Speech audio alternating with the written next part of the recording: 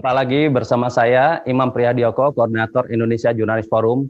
Indonesia Jurnalis Forum selalu hadir di TV-mu, web streaming, dan juga YouTube. Pemirsa, inilah Indonesia Jurnalis Forum.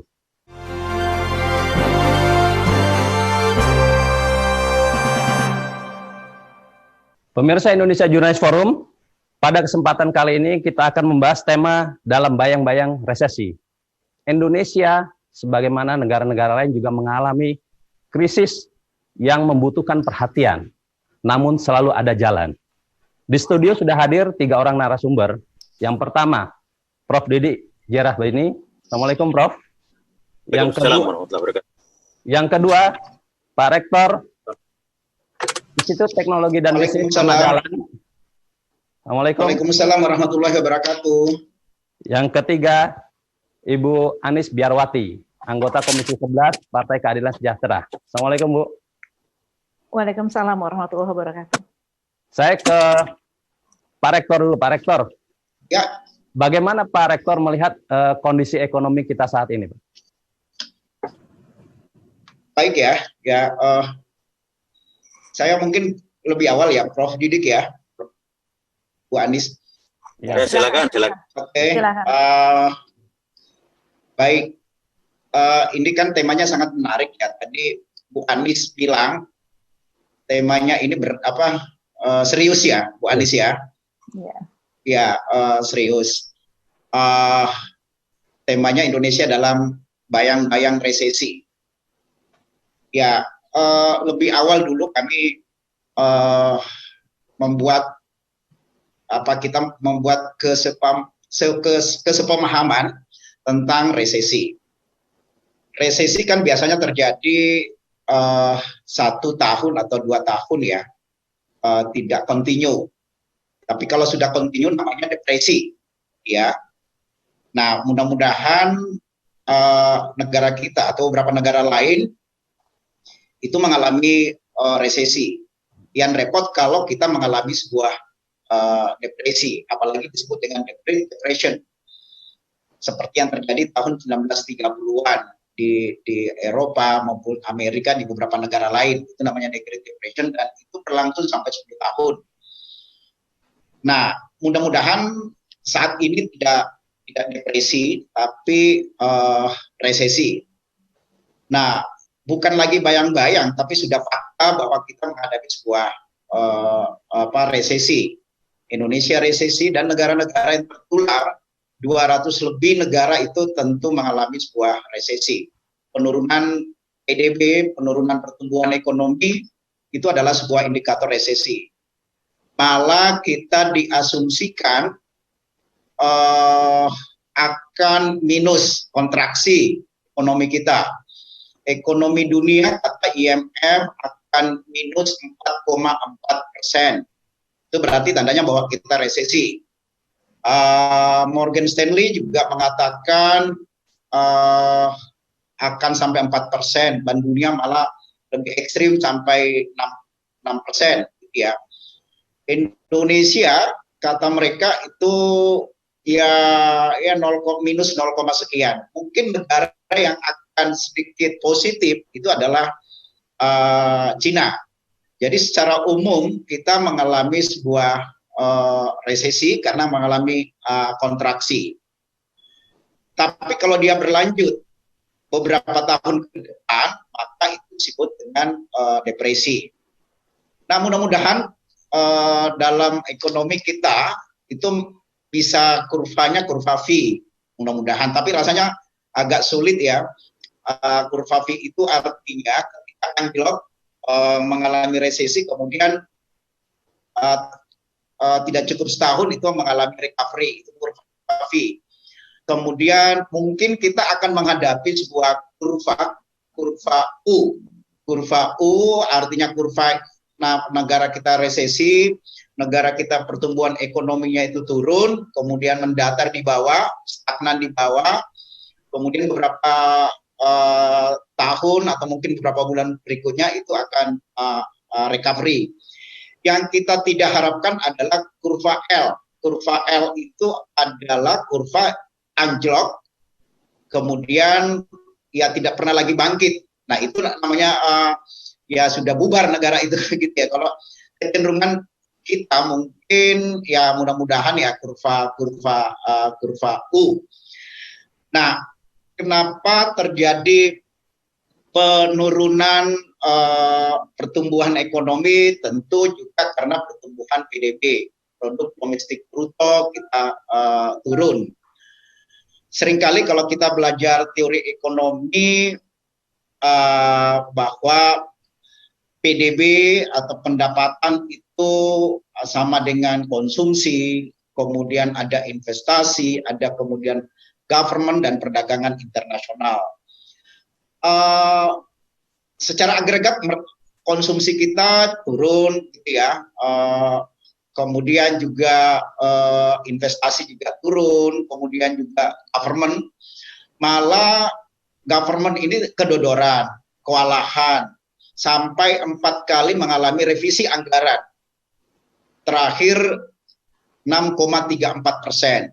Tanpa sepengetahuan publik, ya itu mengalami revisi 4 kali. Yang kita tahu revisi yang pertama yang kita tahu, tapi tiba-tiba Menteri Keuangan sebagai bendahara negara merevisi lagi 6,34%. Kemudian juga perdagangan luar negeri, ekspor impor juga susah kita harapkan karena kecenderungan negara-negara dunia ini mengalami proteksionisme. Ada kecenderungan seperti itu. Istilahnya itu ada kecenderungan deglobalisasi. Masing-masing negara akan memperhatikan kebijakan masing-masing domestiknya. Kalau istilah saya mengalami pribumisasi ekonomi. Pribumisasi ekonomi artinya melihat ke dalam, inward looking. Inward looking, masing-masing negara melihat kekuatan domestiknya masing-masing, dan disitulah ini sebenarnya merupakan blessing in disguise ya. Artinya harus kita introspeksi, bisa jadi selama ini kita terlalu berkiblat perdagangan internasional, sekarang kita harus berkiblat pada kekuatan domestik kita, kekuatan ekonomi kita, kekuatan produksi kita. Dan rasanya memang dengan adanya COVID ini itu membangkitkan mestinya arah kebijakan ekonomi kita. Arah kebijakan adalah menengok ke dalam, menguatkan kapasitas ekonomi nasional, ekonomi domestik, usaha kecil menengah. Karena selama ini sebenarnya kita punya produk-produk lokal yang diproduksi usaha mikro, usaha kecil atau usaha kelas menengah. Tapi mereka kurang kuat karena seringkali diserbu oleh kekuatan laju importasi produk-produk asing, produk-produk impor ya, produk-produk impor. Di sisi lain masyarakat kita memang itu lebih terhipnotis, lebih bangga dengan produk-produk luar negeri, produk-produk asing, apalagi sudah bermerek asing. Kadang kita itu lebih terbuai dengan produk-produk luar negeri karena merek-mereknya. Sementara produk dalam negeri yang cukup banyak selama ini yang dihasilkan oleh usaha kecil kita itu kurang ditengok. Nah, saatnya sekarang ini sebenarnya paradigma ekonomi kita ya mudah-mudahan sesudah COVID ya kita berubah haluan. Dan sekarang sudah kita mesti lakukan sekarang ini adalah paradigma melihat kekuatan domestik kita, produk dalam negeri kita. Itu Mas Imam. Yang jadi ini sekali lagi kita harus introspeksi mengubah arah kebijakan ekonomi kita di tengah resesi seperti ini untuk menguatkan kekuatan ekonomi domestik atau ekonomi rakyat. Saya kira itu. Baik, terima kasih Pak Rektor. Saya ke Bu Anies. Bu Anies, bagaimana cara kita menguatkan itu deh secara politis? Ibu yang ada di DPR mungkin lebih tahu bagaimana rencana-rencana juga terkait dengan pemerintah terkait memperbaiki kondisi kita. Iya, terima kasih sebelumnya. Jadi memang tadi kan Pak Rektor sudah memaparkan bagaimana kondisi kita. Nanti saya juga sebenarnya ingin mendengar Prof. Didi dulu nih, karena beliau nih ekonom senior di Indef yang kajian-kajian itu sangat kritis ya terkait dengan ekonomi sekarang. Tapi tidak apa-apa. Kalau di DPR tentu karena memang ini formal ya, kita rapat langsung dengan mitra saya di Komisi 11, Menteri Keuangan itu termasuk mitra kami, dan pada saat ini DPR sedang membahas pagu indikatif tahun 2021. Kemudian juga kita membahas tentang kerangka ekonomi makro, pokok-pokok kebijakan fiskal tahun 2021, yang kita tahu bahwa ini akan menjadi dasar penyusunan RAPBN tahun anggaran 2021, sehingga harus benar-benar dicermati arah politik anggaran negara yang ada di dalamnya. Jadi memang saya sempat menekankan, karena rapatnya baru kemarin, Selasa kemarin dengan Menteri Keuangan tentang anggaran ini, bahwa positioning anggaran ini harus tepatkan dulu, dia adalah instrumen utama untuk kesejahteraan rakyat, mensejahterakan rakyat. Dan politik anggaran negara ini sangat penting untuk memastikan bahwa APBN ke depan ini disusun secara kredibel dan sebesar-besarnya untuk kesejahteraan dan kemakmuran rakyat sebagaimana diamanatkan oleh undang-undang, oleh konstitusi. Apalagi sekarang di tengah tantangan pandemi COVID-19 ini dan kondisi resesi ekonomi global. Kalau kami saya dari PKS ya, itu selalu konsisten mengingatkan pemerintah bahwa penetapan target pertumbuhan ekonomi 2021 harus kredibel, konsisten, dan harus bisa menjadi acuan bersama ke depan. Jadi kan kita harus objektif begitu ya, bahwa dalam kondisi normal saja sebelum ada pandemi ini realisasi pertumbuhan ekonomi itu gagal dicapai. Jadi kredibilitas target pertumbuhan yang ditetapkan ini sangat penting karena akan berpengaruh pada target dan indikator yang lain.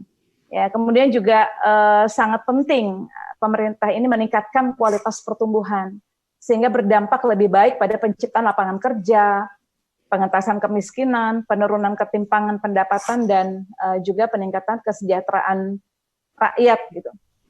Nah, secara khusus saya itu sering mengatakan kepada Menteri Keuangan gitu ya, selaku pemerintah, untuk fokus mencapai target-target ekonomi dan pembangunan yang ditetapkan dalam RPJMN tahun 2020 periode 2020 sampai 2024 sebagai upaya menghindari kegagalan yang sama. Jadi harus pada RPJMN 2019. Ya. Ya. Sebentar Bu Anies, nanti kita lanjutkan di segmen berikutnya.